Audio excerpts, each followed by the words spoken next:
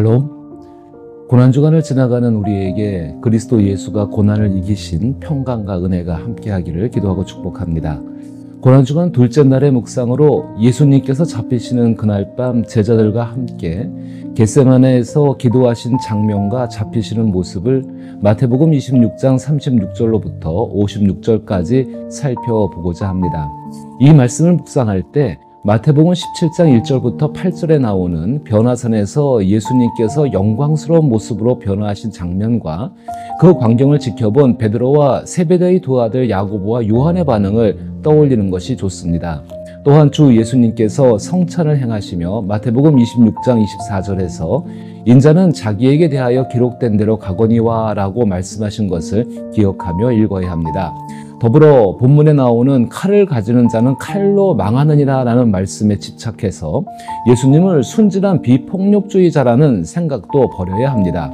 폭력을 통해 자신의 뜻을 이루는 사람은 결국 그 폭력에 의해 망하는 것은 당연한 것입니다. 오히려 이 본문을 읽으며 예수 그리스도께서 십자가에서의 죽음을 받아들인 과정에 주목해야 합니다. 그 같은 주 예수의 모습은 우리로 하여금 생각으로 아는 신앙을 가슴으로 믿게 하고 뜨거워진 가슴으로 행동하게 합니다. 본문을 읽어봅니다.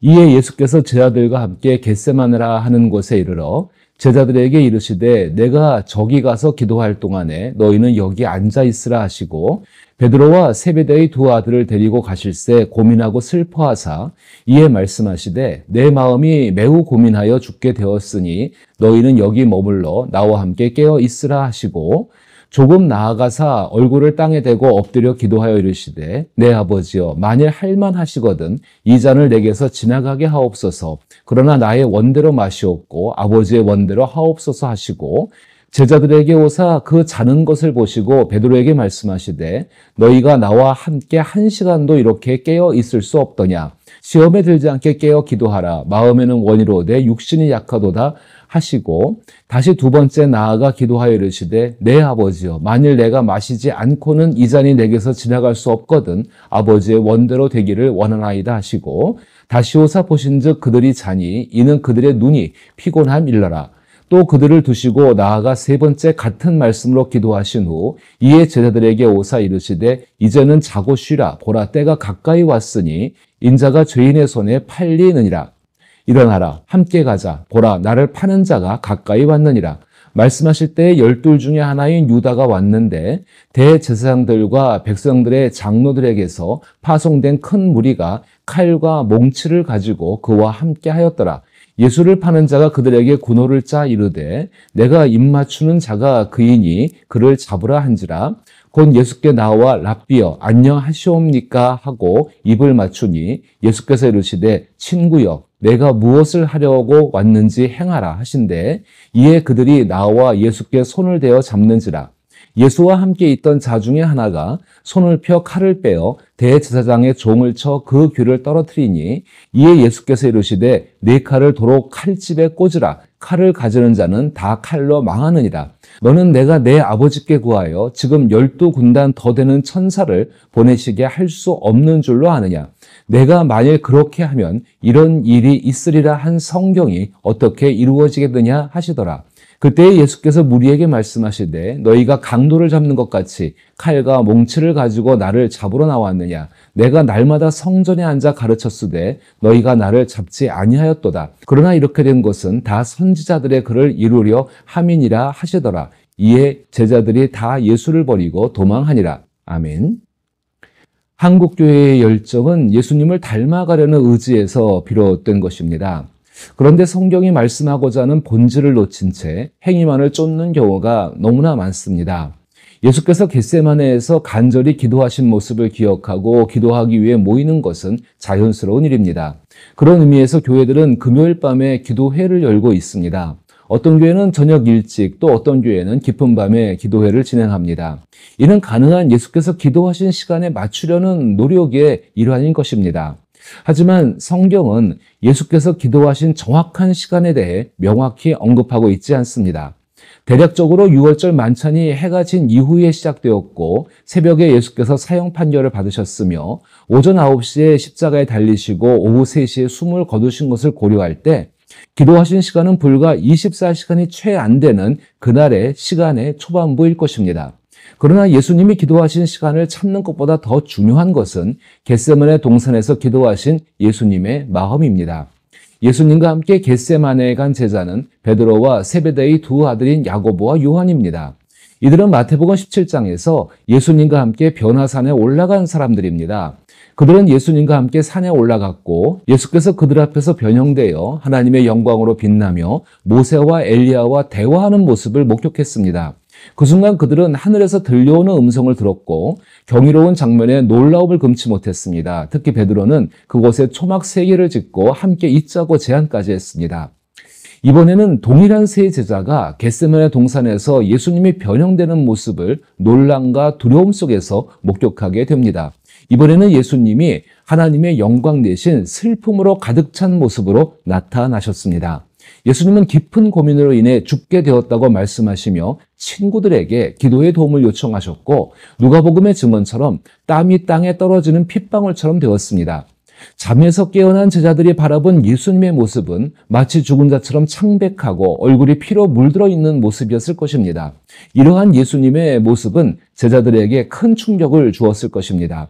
왜냐하면 3년 동안 예수님과 함께 지내면서 그런 모습을 본 적이 단 한 번도 없었기 때문입니다. 그때 예수님은 하나님께 사랑받는 아들로서 이러한 상황이 벌어져야 한다고 말씀하신 구약의 시편과 이사야서의 말씀을 잘 알고 계셨습니다. 주 예수께서는 이미 성찬을 행하시며 마태복음 26장 24절에서 인자는 자기에 대하여 기록된 대로 가거니와 라고 말씀하였습니다.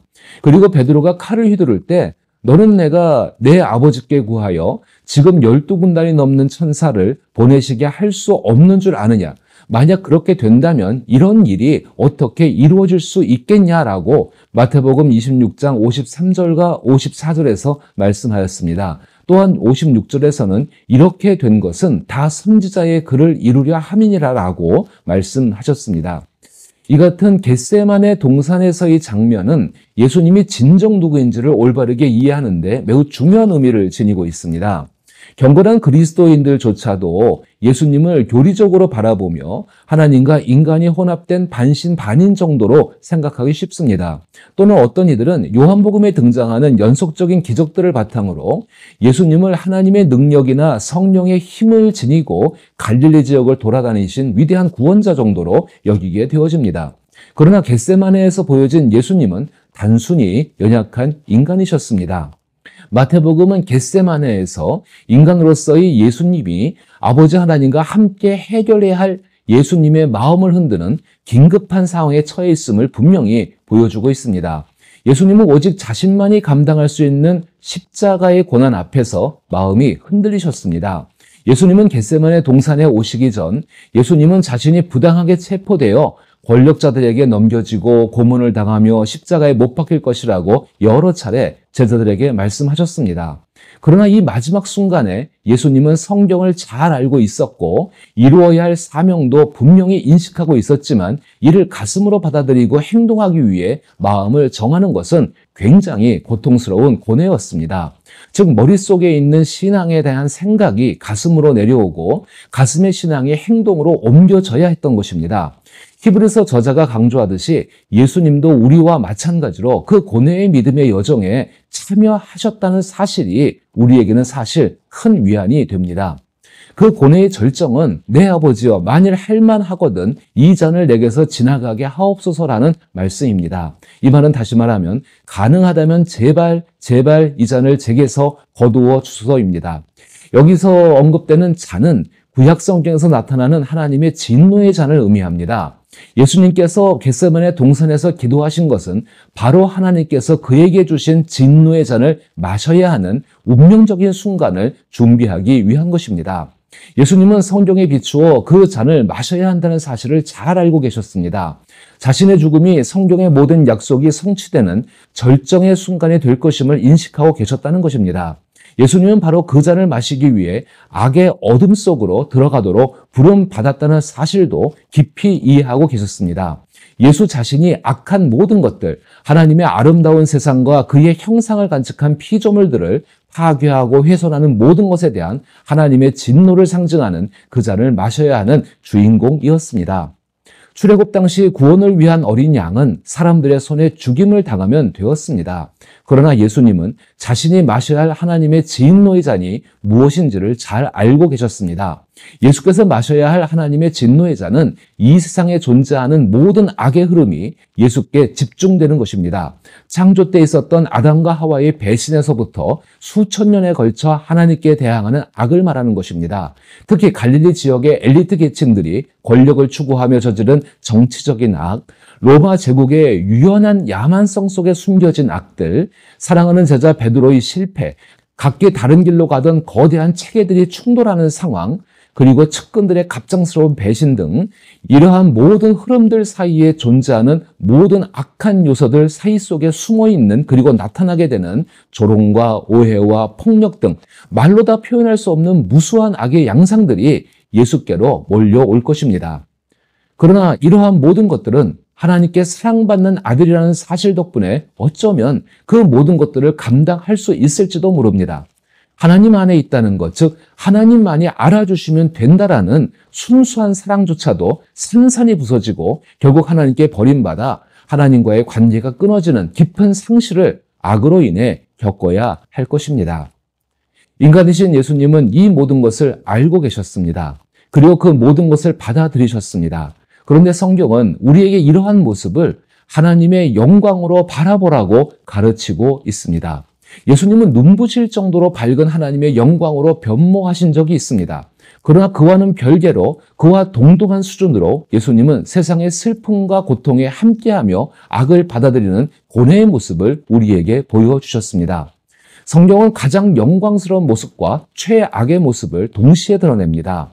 예수의 영광과 고난이 완전해지기 위해서는 이 두 가지 모습이 함께 필요하다는 것을 우리에게 분명하게 말하고 있는 것입니다.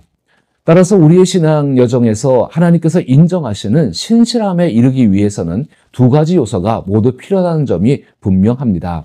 머리로 믿는 신앙을 넘어 가슴으로 믿는 신앙으로 나아가고 그 가슴 속의 신앙을 행동으로 옮기고자 한다면 겟세마네에서의 예수님의 이야기가 우리의 이야기가 되어야 한다는 것입니다. 예수님께서 내리신 의지적인 최종 결정은 그러나 나의 원대로 마시옵고 아버지의 원대로 하옵소서입니다. 제자들에게 겟세마네에서 일어난 일은 혼란이었습니다.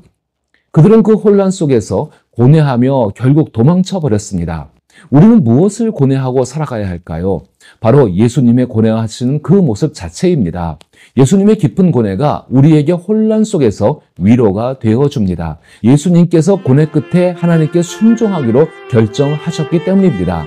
그로 인해 우리도 하나님께 온전한 순종을 드릴 수 있습니다. 그리하여 혼란스러운 세상 가운데서도 예수님을 닮아가며 예수께서 성경에 대한 모든 지식들을 가슴으로 받아들이시고 그 가슴으로서 행동하신 것처럼 우리도 세상을 살아가게 되는 것입니다. 이러한 믿음의 길을 예수님과 함께 걸어갈 수 있기를 기도합니다.